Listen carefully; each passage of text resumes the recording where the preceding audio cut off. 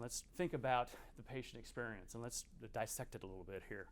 You know, today most hospitals just go around and they ask their patients, hey, how are we doing there? What's really going on?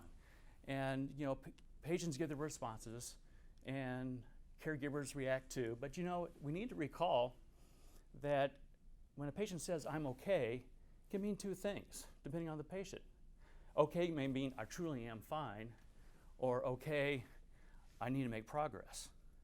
So, how do we get past that in order to have that connection, with that patient? And so, getting the voice of the patient is certainly important. But maybe there's other information that can identify maybe a different scenario with a patient.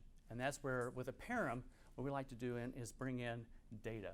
When we connect to nurse call systems, when we connect to RTLS, telemetry systems, all those pieces of information are pulses of the care that we're giving to our patients.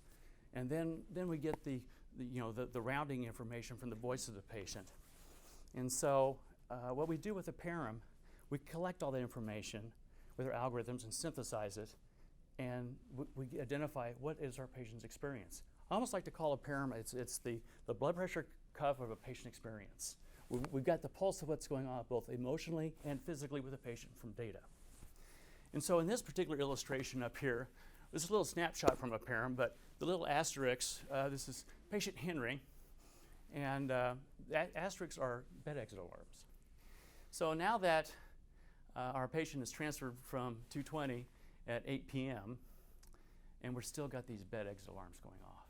So if we're doing purposeful rounding and getting in focused on that, and we're having conversations, with the patient, say, Mrs. Jones, you're now in the rehab unit. We're going to get you moving quicker, but please call us on the nurse call, and we will come back immediately and get you moving.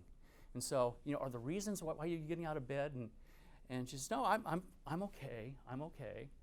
Well, we know that okay comment can mean lots of things, right?